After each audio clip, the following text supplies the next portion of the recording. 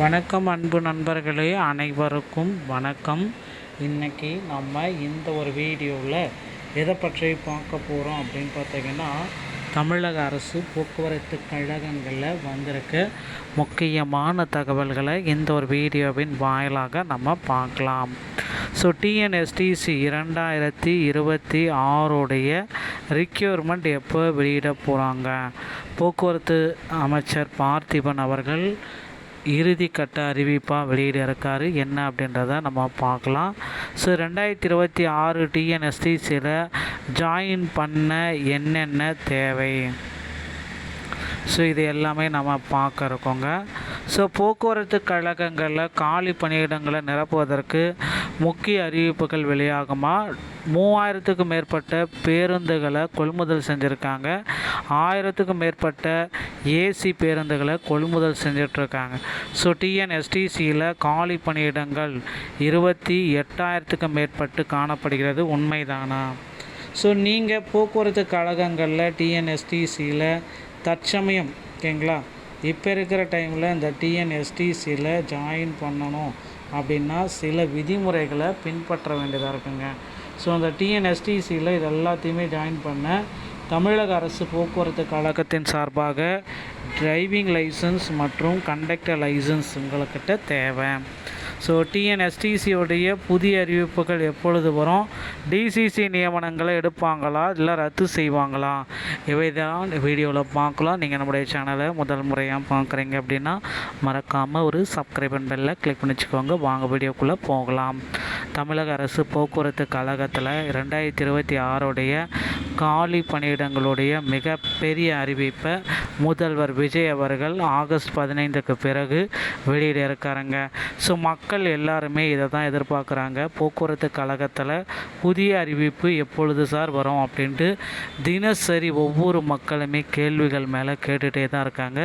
So அந்த மக்களுக்கு தமிழகத்தில் போக்குவரத்து கழகங்களில் அந்த ஒரு புதிய அறிவிப்பை முதல்வர் விஜய் அவர்கள் விரைவில் வெளியிட இருக்காருங்க. ஸோ கண்டிப்பாக நீங்கள் இப்போ இருக்கிற டைமில் போக்குவரத்து கழகங்களில் ஜாயின் பண்ண மறந்துடாதீங்க. இந்த விதிமுறைகளை பின்பற்றி உங்கள் அருகாமையில் இருக்கிற போக்குவரத்து கழகங்களில் நீங்கள் ஜாயின் பண்ண முடியும். ஸோ போக்குவரத்து கழகத்தை பொறுத்த வரைக்கும் புதிய அப்டேட்டுகள் பார்த்திங்கன்னா வர ரெடியாக இருக்குது. கிட்டத்தட்ட 28,000க்கும் மேற்பட்ட காலி பணியிடங்களை முதல்வர் விஜய் அவர்கள் விரைவில் வெளியிட இருக்காருங்க. ஸோ கண்டிப்பாக இப்போந்தே நீங்கள் ரெடி ஆகிக்கோங்க. டிரைவர் கம் கண்டக்டர் இந்த பணியிடங்களை எடுப்பாங்களா? டிரைவர் தனியாக கண்டக்டர் தனியாக எடுப்பாங்களா? ஸோ அப்படின்றது தான் இப்போ கேள்விக்குறியாக இருக்குது. ஸோ டிரைவர் கம் கண்டக்டர் எடுப்பதற்கு நிறைய வாய்ப்புகள் இருக்குது. இல்லைனா டிரைவர் தனியாகவும் கண்டக்டர் தனியாகவும் எடுப்பதற்கு நிறைய வாய்ப்புகள் அதிகமாக இருக்கிறதுங்க. ஸோ நீங்கள் போக்குவரத்து கழகங்களில் உங்கள் அருகாமையில் இருக்கிற ஆர்டிஓ அலுவலகத்தை அணுகி டிரைவர் கம் கண்டக்டர் இந்த பணியிடங்களில் டிரைவிங் லைசன்ஸ் மற்றும் கண்டக்டர் லைசன்ஸை எடுத்து தயாராக வைத்து கொள்ளுங்கள். டிரைவிங் லைசன்ஸ் எடுப்பது எளிமையான முறையில் எடுத்துக்கலாம். ஆனால் கண்டக்டர் லைசன்ஸ் அப்படின்றது கண்டிப்பாக எடுப்பது ரொம்ப கடினமான ஒரு விஷயம். அதை நீங்கள் எடுக்கணும் அப்படின்னா தமிழ்நாடு திறன் மேம்பாட்டு கழகத்தின் வாயிலாக கண்டக்டர் லைசன்ஸை நீங்கள் பெற்றுக்கொள்ள முடியும். ஸோ அதை அந்த ஃபஸ்ட் எய்ட் சான்றிதழை வாங்கிட்டு அதை ஆர்டிஓ ஆஃபீஸ் கிட்ட காட்டினீங்கன்னா உங்களுக்கு இந்த கண்டக்டர் லைசன்ஸ் அப்படின்றது கிடைக்கும் மக்களே. ஸோ போக்குவரத்து கழகத்தில் இதை பேஸ் பண்ணி தான் நீங்கள் ஜாயின் பண்ண போகிறீங்க.